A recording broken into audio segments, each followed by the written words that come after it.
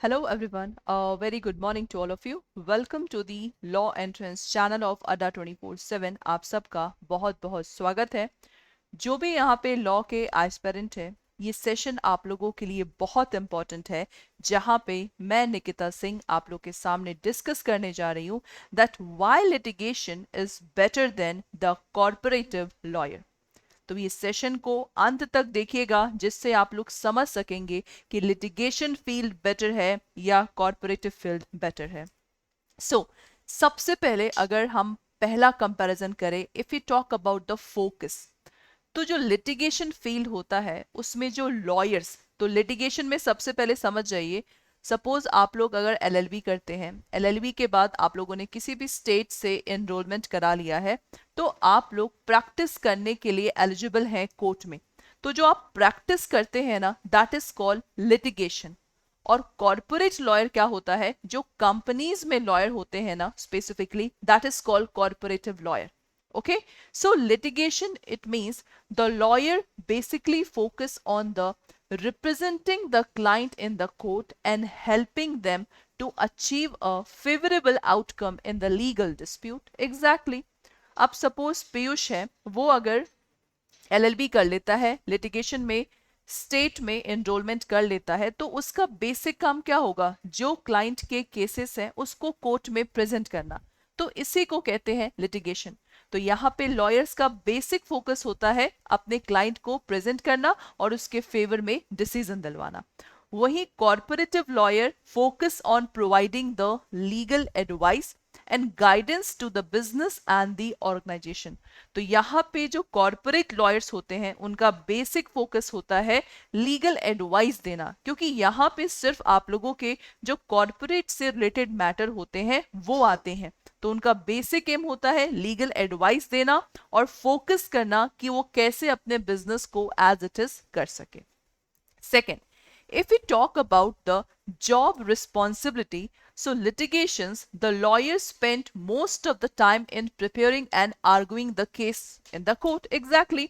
जो यहाँ पे लॉयर्स होते हैं कोर्ट में, उनका बेसिक काम होता है वो अपना जो ज्यादा से ज्यादा टाइम क्या करते हैं केस को बनाने में, जिसको कि ड्राफ्टिंग बोलते हैं, ड्राफ्टिंग में वो अपना टाइम इन्वेस्ट करते हैं।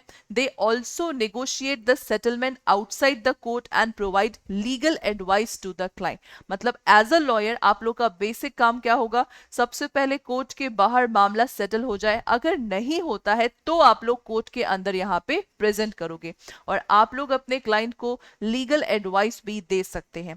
लेकिन जो कॉर्पोरेट लॉयर होगा वो मोस्ट अपना टाइम कहां पे स्पेंड करेगा, legal advice and guidance to the business. क्योंकि देखिए, अगर किसी कंपनी का मैटर कोर्ट में जाता है तो कोर्ट में जाने का मतलब है उस कंपनी का रेपुटेशन डाउन होना। लेकिन अगर वही चीज हम लोग सपोज आर्बिट्रेशन, नेगोशिएशन, कंसिलिएशन के थ्रू अगर मैटर को सॉल्व करेंगे, वहां पे जो कंपनी का लॉयर होता है वो प्रेजेंट करता है कंपनी को, सो दैट एक तरह से जो डिफेमेशन होता है ना उससे भी बचा जा सकता है। तो यहाँ पे कॉर्पोरेट लॉयर का बेसिक एम होता है लीगल एडवाइस और गाइडेंस प्रोवाइड करना, सो दैट जो कंपनी का बिजनेस है वो एज इट इज चलता रहे। They also draft and review the contract, handle the merger acquisition, assist with the regulatory competition. तो यहाँ पे उनका बेसिक काम क्या होता है, ड्राफ्टिंग करना, कैसे कंपनी के फेवर में डिसीजन को कोर्ट के द्वारा या किसी भी अल्टरनेट डिस्प्यूट डिसीजन के द्वारा लाया जाए, कैसे कंपनी का अगर मर्जर का मामला है, कंपनी के अगर कोई भी एक्विजिशन का मामला है, तो कॉर्पोरेट लॉयर का बेसिक फोकस इन सब फील्ड पे रहता है किसी कंपनी में। नेक्स्ट, अगर क्लाइंट की बात करें, so litigation, the lawyer work with the client who are facing the legal dispute and who want or pursue the legal action against the another party. This is बहुत obvious। जो litigation field में जो आप लोग के lawyers होते हैं उनका basic काम होता है client का जो dispute है उसको solve कराना और opposite party को punishment दिलवाना। लेकिन यहाँ पे corporate lawyer work with the business and organisation of all sizes, providing the legal advice and guidance on the wide range of issue. मतलब यहाँ पे कॉर्पोरेट लॉयर्स का बेसिक होता है क्लाइंट यहाँ पे कंपनी भी बनता है, कंपनी के मेंबर्स भी बनते हैं, क्योंकि कंपनी का एग्जिस्टेंस क्या होता है लॉ के नजरों में as a artificial legal person होता है। तो कंपनी भी एक क्लाइंट है कॉर्पोरेट लॉयर के लिए, तो उसको भी वो प्रेजेंट करता है सो दैट आप लोगों का कंपनी विन हो। And if we talk about the legal knowledge, so litigation lawyer must have throughout the understanding of the court procedure। जैसे कोर्ट में आप लोगों के CRPC हो गया, CPC, एविडेंस, ये सब प्रोसीजर फॉलो होते हैं। तो लिटिगेशंस जो लॉयर होते हैं उनको इन प्रोसीजर से बिल्कुल एक तरह से परफेक्ट होना चाहिए। They also must have the strong advocacy and negotiation skill. तो ये सब क्वालिटी है लॉयर्स का।